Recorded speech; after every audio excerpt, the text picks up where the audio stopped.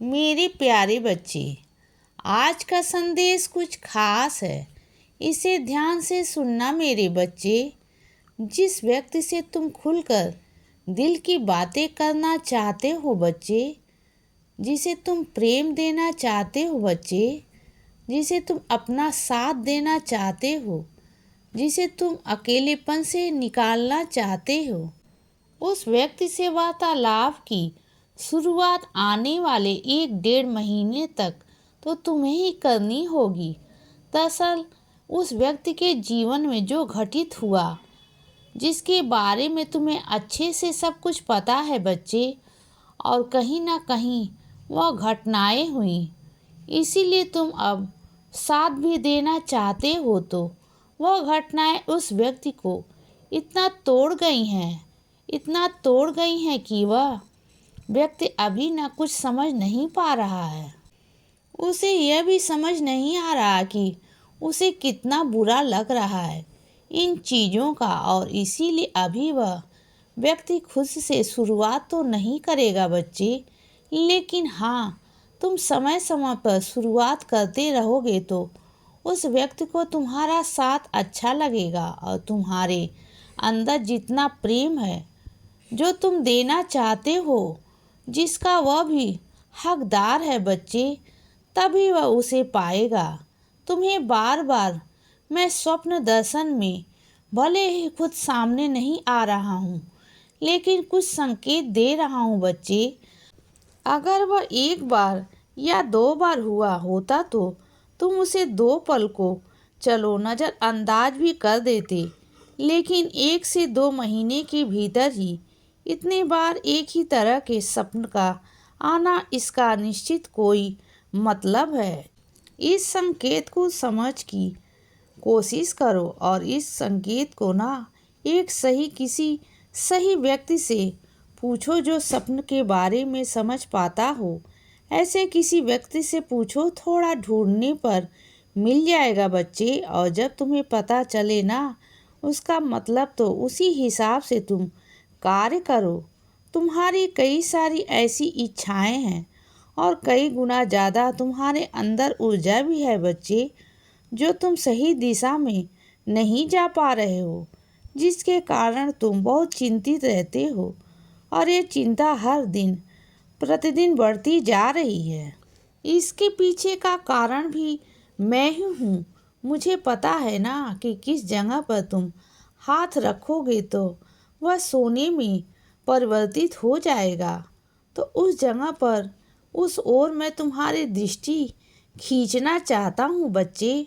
अब बस यह समय ही बताएगा कि तुम्हारी दृष्टि उस ओर कब जाएगी बच्चे, और इसीलिए हर दिन तुम्हारी व्याकुलता बढ़ती जा रही है। तुम जब तक अब वो नहीं करोगे ना जो तुम सच में करना चाहते हो, जो तुम्हें खुशी देगी बच्चे, तब तक चैन वाली नींद तुम्हें नहीं आएगी। अब जो करना चाहते हो उसके रास्ते के बारे में बात करो बच्चे, उसके समाधान के बारे में बातें करो। उसके आगे विघ्न कौन कौन बने हुए हैं, अब उस पर ध्यान मत दो। अब वह समय जा चुका है। अब बहुत कुछ बहुत आगे बढ़ चुका है। अगली दिवाली से पहले पहले ना मैं तुम्हें घर आऊँगा।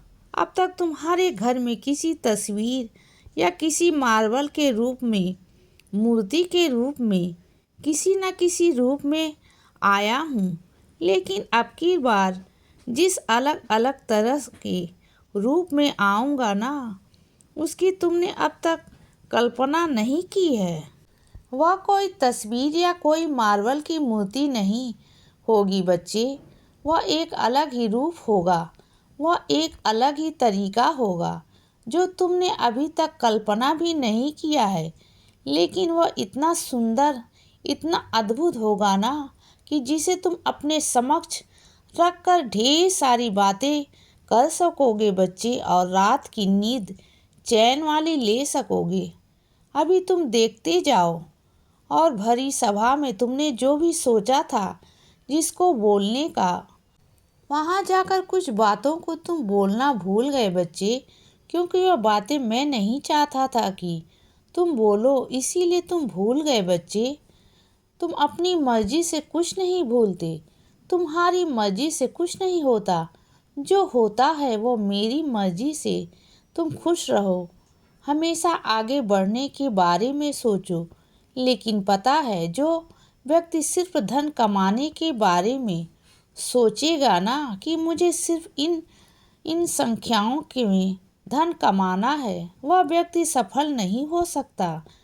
जो यह सोचेगा कि अपने काम से किनारे लोगों के जीवन में आसान करना है कि कितने लोगों के जीवन को सही दिशा में ले जाना है, जो बहुत अच्छी नीयत रखकर काम करेगा ना, उसी के पास माँ लक्ष्मी की कृपा भी हो जाएगी। अन्यथा जो लक्ष्मी आएगी वह टिक नहीं पाएगी। इसीलिए प्रत्येक व्यक्ति को यह निशान नहीं बनाना चाहिए कि मुझे कितना कमाना है। यह निशान बनाना चाहिए कि मुझे कितनी सेवा करनी है बच्चे, मुझे कितना लौटाना है लोगों को। जब नीयत अच्छी होगी ना, तो धन की प्राप्ति अपने आप होनी शुरू हो जाएगी। और किसी के घमंड, किसी के अहंकार को तोड़ने के निश्चित दो मार्ग हैं। या तो उसे बेहतर स्थिति पर चले जाओ कि वह तुम्हारे पास आए और गिड़ाए जाए, फिर उसका अहंकार टूट जाए। या फिर जो दूसरा तरीका है वह है ना कि वह व्यक्ति अगर अपने अहंकार का पहाड़ बना लिया है ना, तो उस पहाड़ को नमन कर दो। उसे एक नमस्कार ही तो चाहिए, एक सम्मान ही तो चाहिए। यह सबसे आसान तरीका है बच्चे। वो जो पहला वाला तरीका है ना, उस तरीके में समय भी बहुत ज़्यादा, इंसान के अंदर बुरे भावनाएं जैसे ईर्ष्या, बदला लेने की भावना, वह भी बढ़ जाती है बच्चे। और चाहत में भी नकारात्मकता आ जाती है, किसी को नीचा दिखाने की चाहत वगैरह वगैरह। इसीलिए जब कुछ ऐसे लोगों से मिलो ना, जिनसे ज़्यादा कोई ठिकाना नहीं है, कोई ठिकाना नहीं है कि कब मिलना है, कितना मिलना है, जीवन का उनके साथ नहीं पता कि कितने समय का हो, सब कुछ चलेगा। या कोई भी अन्य व्यक्ति जो जिससे तुम्हें लंबे समय भी मिलना है, क्यों ना उसके इस घमंड को शांत कर दो। सबसे अच्छा तरीका यही। देखो, कुछ लोग ना बहुत तरह के कष्ट झेल कर आते हैं, इसीलिए उनके स्वभाव में ऐसा आ जाता है, अकड़नपन, घमंड। और तुम अपनी अच्छाई से इसे मिटा सकते हो। इसीलिए बच्चे, सदा खुश रहो और हमेशा मुस्कुराते रहो। मेरा आशीर्वाद हमेशा तुम्हारे साथ है बच्चे। अब रात हो गई है मेरे बच्चे, अब सो जाओ। शुभ रात्रि।